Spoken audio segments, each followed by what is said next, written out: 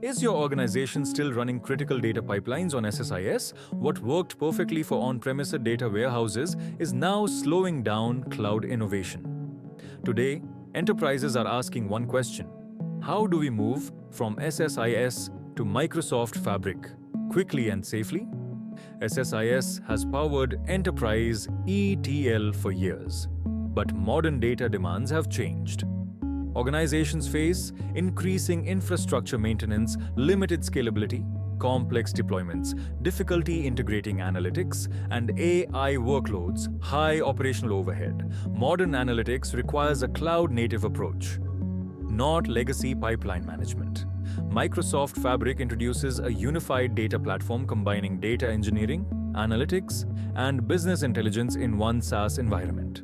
With Fabric, data pipelines run in the cloud.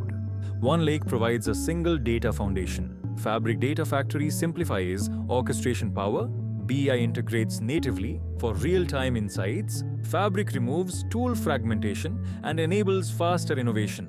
Migrating SSIS to Fabric enables scalable cloud pipelines, reduced infrastructure costs, simplified monitoring and governance, faster deployment cycles, AI-ready data architecture.